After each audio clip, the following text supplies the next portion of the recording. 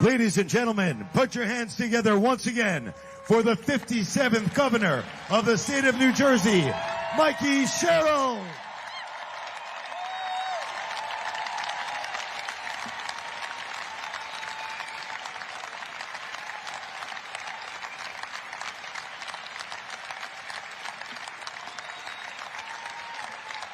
Thank you.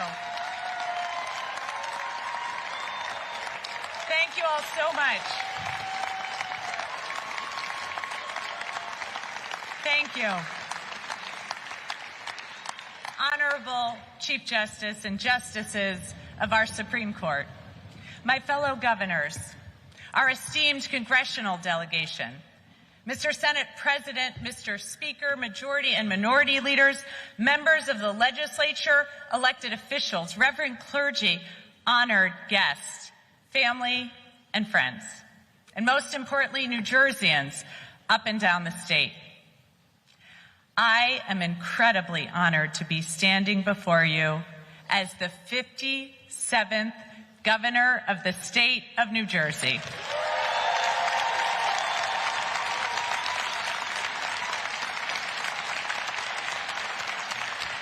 And I want to thank everyone who's traveled from near and far to be here today. You have all made this day truly special.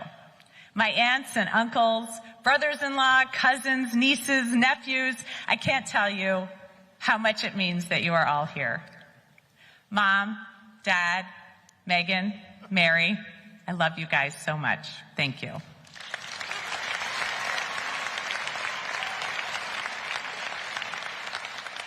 My classmates from Hunters Woods Elementary School, Langston Hughes Middle School, and yes, the great South Lakes High School class of 1990, thank you for being here. Mr. Jenkins, my principal, and Ms. Cascio, like so many people, I would not be here today without the great mentorship of wonderful teachers. My classmates from the Naval Academy,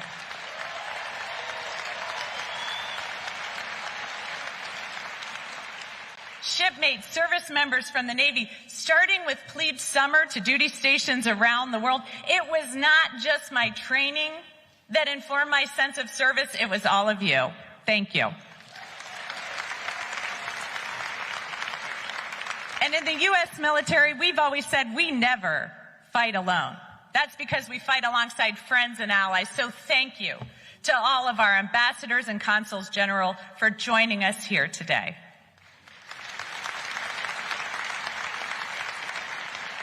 Everyone from the U.S. Attorney's Office working with you right down the street at the Rodino Building was an honor.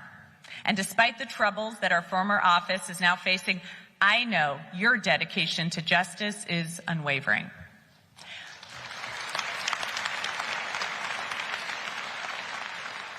My colleagues from Congress, thank you for your continued fight for health care, education, and good jobs. America is lucky to have you fighting for her.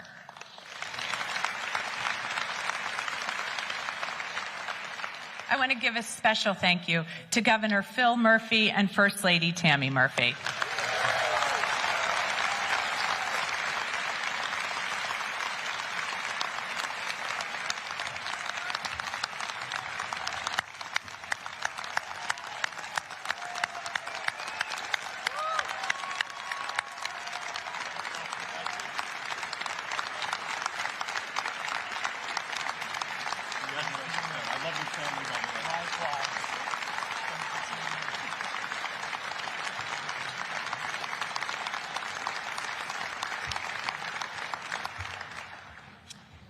You both have truly shepherded our state through perilous times, and your dedication to improving the lives of working families, including by raising the minimum wage and fully funding the pension for the first time in decades, speak to your enduring concern for New Jerseyans. Thank you.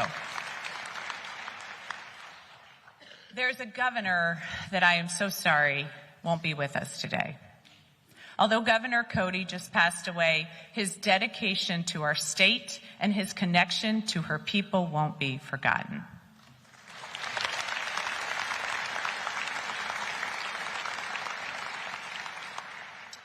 I want to thank Essex County Executive Joe DiVincenzo and Mayor Raz Baraka. Thank you for hosting us. Thank you to the people of Newark for hosting us here today. I want to thank the men and women of labor, especially the workers who proudly take care of this building.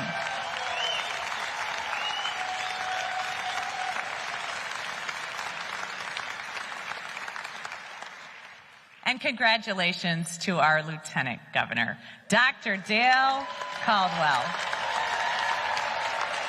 and to his daughter, Ashley. I am so incredibly lucky to have a partner like you, and I look forward to making history with you today.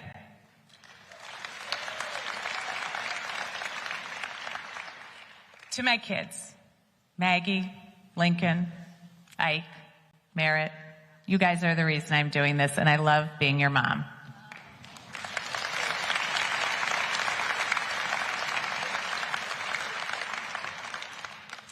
And finally, to my husband, Jason, you are a steady hand in the chaos of raising 4 kids, running multiple elections. You offer sage and sometimes not sage advice. You've been a true partner in the challenges we've taken on. You are amazing, and I love you.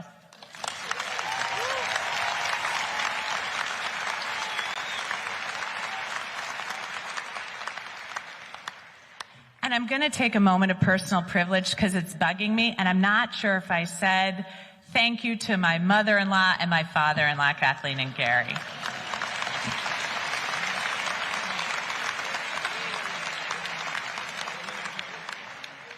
Quite frankly, thank you to every single person here today. I value your support as we embark upon this administration and the challenges ahead. We enter 2026 commemorating our nation's 250th anniversary.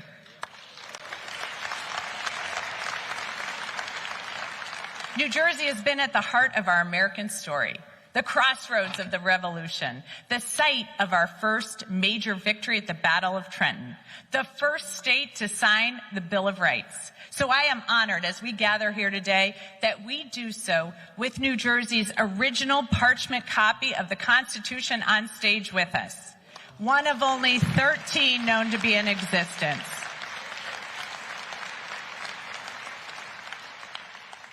I wanted to take my oath on it. It's a little large. A document, by the way, that New Jersey unanimously ratified. The Constitution, born out of challenges of the early republic, clearly lays out our values. To form a more perfect union, to promote the general welfare, to secure the blessings of liberty to ourselves and our posterity. Because you see, inherent in our Constitution is a framework for opportunity, a commitment, a covenant that ties generations together. This commitment to opportunity for the people of our country is also known the world over as the American dream.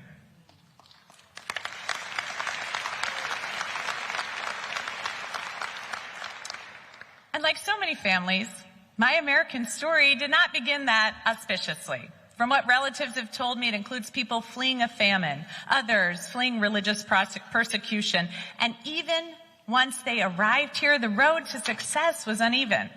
Poverty, economic devastation, sometimes building something for your family only to lose it, forces beyond your control. But over and over again, this country has offered my family opportunity found nowhere else in the world. From my grandfather landing a good union job after the war,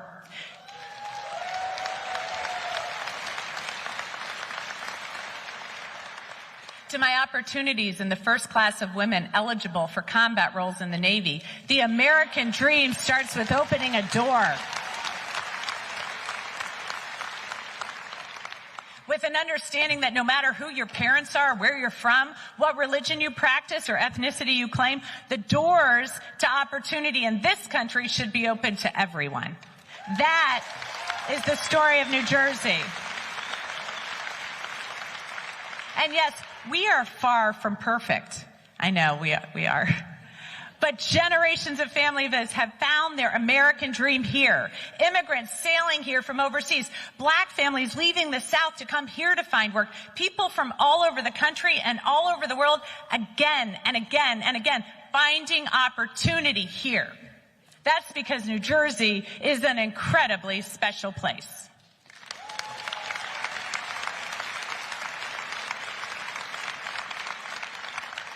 The course of American history has been determined here. It was just across the street in Military Park, where the cannons were just fired, that Thomas Paine began to pen his pamphlet, The American Crisis. It galvanized a nation. During the Industrial Revolution, Trenton built this great nation. Picatinny Arsenal constantly defends our hard-won freedoms as the arsenal of our democracy. So here in New Jersey, we have invented everything from the light bulb to the moving picture to the laser.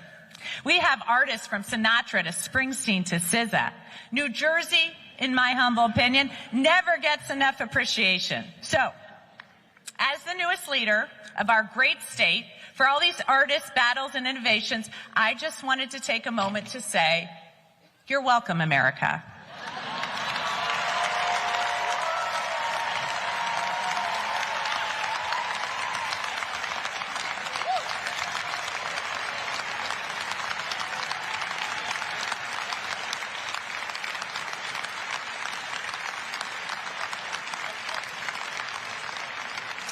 And I'll also assure you that our state will continue our great history of standing in the breach when our nation needs us. You see, what makes us special is that sometimes, in some moments, the impossible is possible here. So we are unafraid to take on tough challenges. We never assume we've lost the fight before we even enter the ring. So when I get asked, and I do get asked, was I surprised at the results of this election?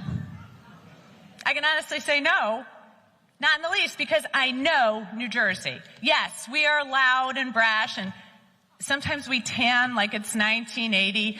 Our Giants, our Jets, and Eagles don't even claim our state as home despite our rabid devotion. There are an inordinate number of young men wearing chains here, including my two sons. We go home, we speak different languages. You know, in this election, I learned that in South Jersey, they pronounce Taylor ham pork roll.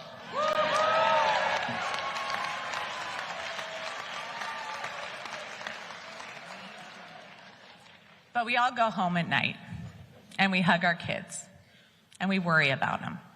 We worry about our parents. We worry about ourselves and our future. But because we live here, we refuse to give in to fear or despair. That spirit, defiant, yet always looking to the future, has always defined us. In fact, not too far away, in the greater Camden metropolitan region, in a place called Philadelphia, Thomas Jefferson wrote a Declaration of our Independence, marking the birth of this great nation. This entirely unique and revolutionary declaration claimed human beings had universal rights to life, to liberty, to the pursuit of happiness, not because of who their parents were, but because every human being is endowed with these rights by their Creator, not by a king.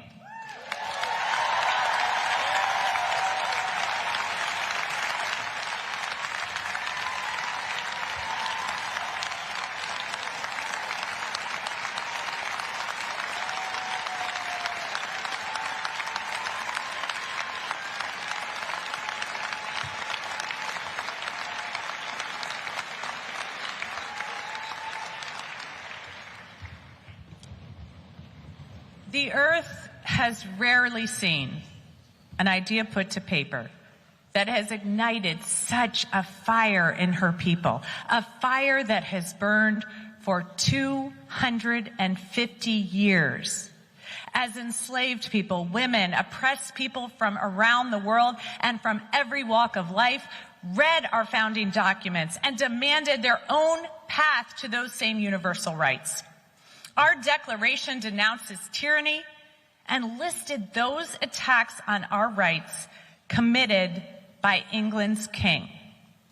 The list of grievances in our Declaration of Independence included these charges against the king. He has refused his assent to laws. He has obstructed the administration of justice. He has made judges dependent on his will alone. And yes, he has kept among us, in times of peace, standing armies without the consent of our legislatures.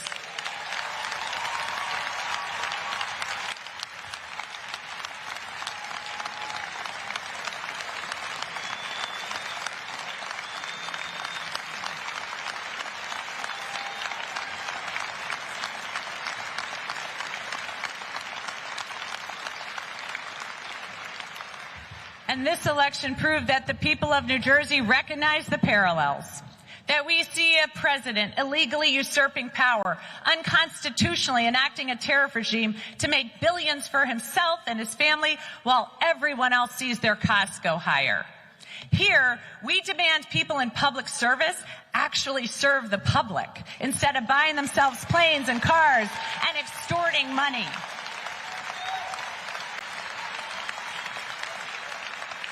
And on November 4th, the people of New Jersey once again gave the nation a glimmer of something it hadn't felt in months.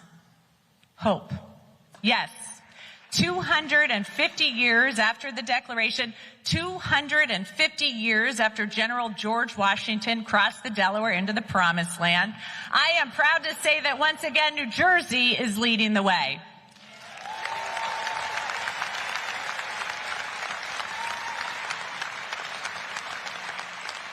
We value our freedoms, and we believe in the promise of opportunity. And I want you to know that I will be fighting for you. And I hope, New Jersey, you'll remember me when you open up your electric bill and it hasn't gone up by 20%. I can promise you it won't be because I waste your money on a ballroom at Drumthwacket.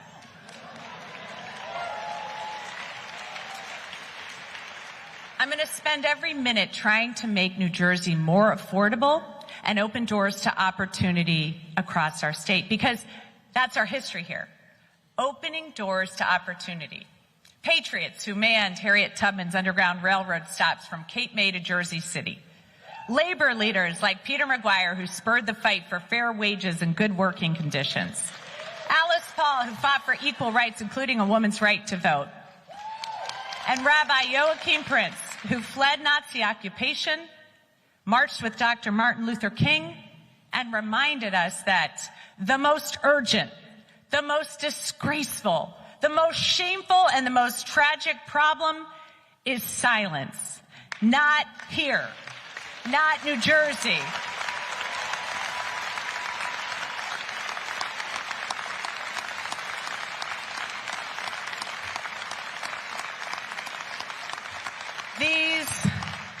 These are some weary, weary years. But I will be damned if in this state at this time we cry any silent tears. We refuse to be silent, as so many doors are shut on too many of our friends and neighbors, too many children and seniors who don't have enough to eat, people who work too hard and still can't get ahead, communities living in fear, children who are afraid their parents will disappear in an ICE raid while they are at school. As we see Washington trying to shut the door on opportunity, on your safety and security, on education, on healthcare, on access to good jobs, on innovation and investments in energy and infrastructure, as we are seeing doors shut for families, for working people, for vulnerable communities, as they attempt to roll back the tide of progress, not here.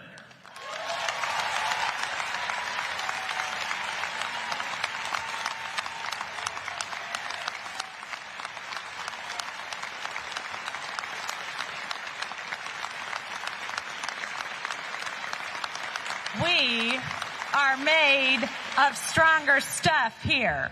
We are going to keep the doors open for your family. The doors that were opened for my family that led to me being here today.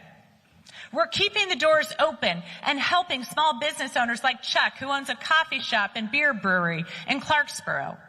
We're keeping the doors open for Nadia, who owns a small restaurant in West New York, and Bill, who runs a barbershop in Trenton. We're keeping the doors open for Chris, a laborer in Jersey City who's trying to raise his kids and support his parents.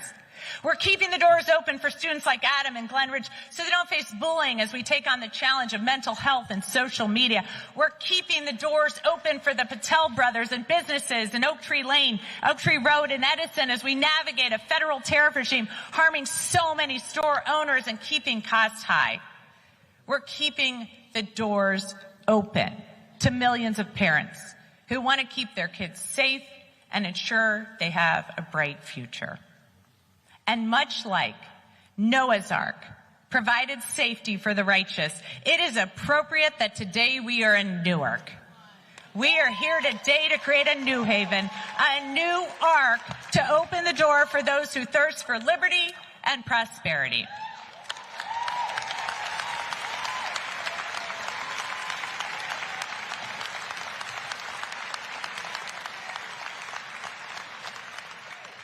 Everyone who seeks to strengthen our democracy, strengthen our economy, and strengthen our families. And the key to all of this is opportunity. It's not a guarantee for success. It's a guarantee at a shot. And New Jerseyans know that. That's why our state always punches above its weight. Because we know exactly what we can do if we are given a shot.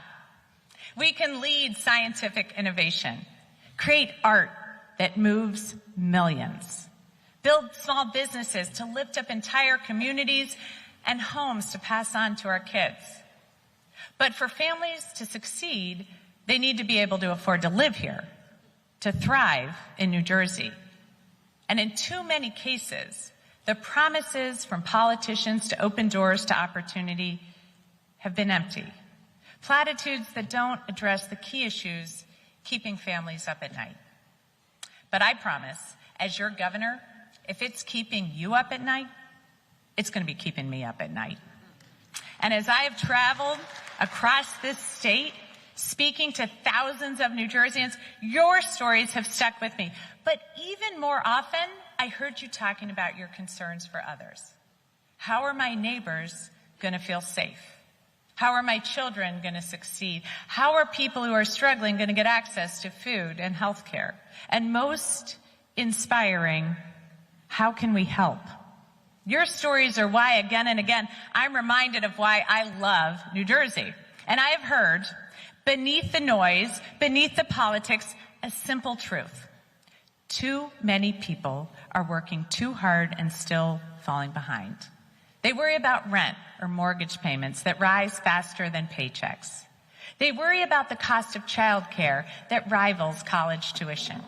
They worry about utility and healthcare bills that feel unpredictable and overwhelming. They worry about whether their children will be able to build a life in this state. And these concerns are not abstract, they're not ideological, they're an everyday reality for people in this state.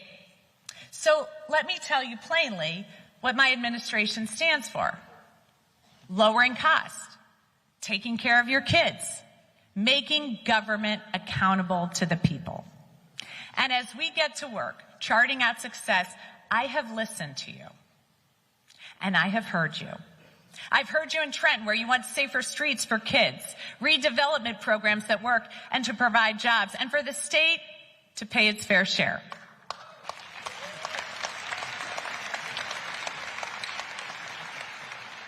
I've heard you in South Jersey, where you want jobs and transportation investments, innovative businesses, and not to be forgotten or left behind. I've heard you in Hudson County, where you want housing you can afford and to open small businesses without costly bureaucracy and red tape. I've heard you, New Jersey. We're facing an affordability crisis, and you want costs to come down. And you want that to begin today. You don't want a strongly worded letter. You don't want a 10-year study. And you don't want empty words. In short, you are sick of the status quo. Well, guess what, guys? So am I. So right now, yes, before I even begin this speech, or finish this speech, sorry. Just making sure you were paying attention. I'm going to sign my first in a series of executive orders to declare a state of emergency on utility costs.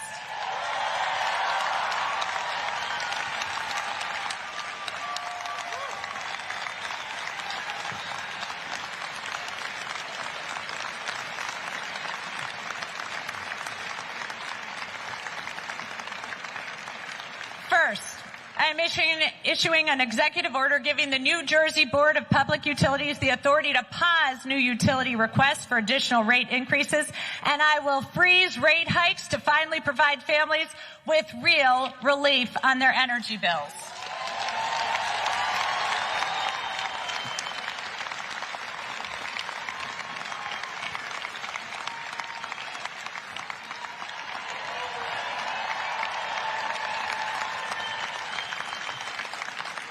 Second, I am issuing an executive order directing the Board of Public Utilities to open solicitations for new solar and storage power generation, to modernize gas and nuclear generation so we can lower utility costs over the long term.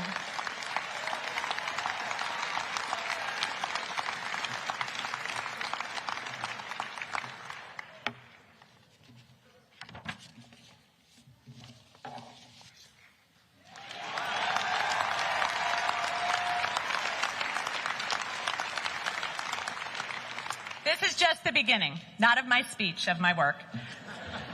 We're going to take on the affordability crisis, and we're going to shake up the status quo. It won't be easy, and hard choices have to be made to drive down costs as the federal government slashes funding and slams doors to opportunity. But as I learned in the Navy, the only easy day was yesterday. But luckily, we don't need easy here in New Jersey. We have grit. We're tough. And when you hurt our families, we're going to fight. We're going to fight for jobs. We're going to fight for housing families can afford, for good schools, safe streets, and ending skyrocketing utility costs. And look, I know that there are people here, some of them behind me probably, who didn't vote for me.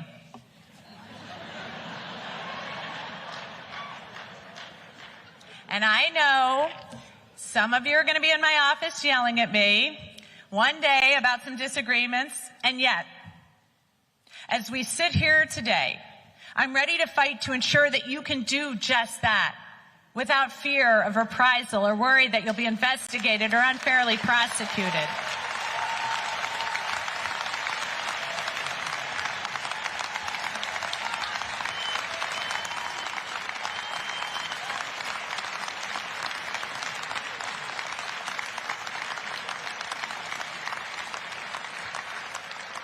I took an oath over 25 years ago to do just that, and you saw me taking it again today.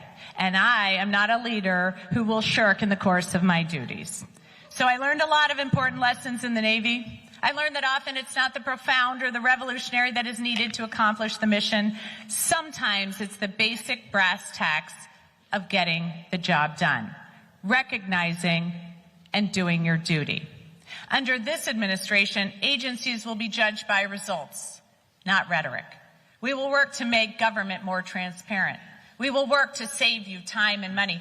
You may not agree with every decision we make, but you'll know why we made it. And you'll know that all of our decisions are made putting you, the public, first. To my esteemed colleagues in the state legislature, my cabinet, and all the elected officials and civil servants across the state, we have all chosen this path of public service. It's a noble calling and it's a privilege. We have a shared responsibility and opportunity to make people's lives better. We do so through competence, knowing that others are depending on us so they can open their businesses, feed their families, or ensure their children are safe and attend great schools. We have to have a strong moral compass to serve. Self-dealing and opportunism are antithetical to our service. And we have to serve with compassion. Sometimes we work with people at really tough times in their lives, when they've suffered a tragedy, when a loved one is facing prison, or when they're scared for their children, or, as I can personally attest to, after they've had a really tough day and had to bring a colicky baby with them to get a driver's license. It is in our power to make their lives easier, better. And at the heart of it, we serve with commitment, a desire to better the world. And at the dawn of our nation, as some of our very first public servants embarked upon their work to better New Jersey, the people of New Jersey chose a state motto. They were among the first to do so. On the heels of a horrible war, they narrowed in on those two things that they felt their countrymen had fought and died for: liberty and prosperity. Today, I take up their work again, protecting liberty, ensuring that power is not placed in the hands of a few, but rather that the universal rights of all New Jerseyans are protected, and prosperity through opening the door to opportunity. That is my commitment as your 57th governor. Thank you. Thank you. And may God bless the great state of New Jersey, and may God bless the United States of America. Thank you.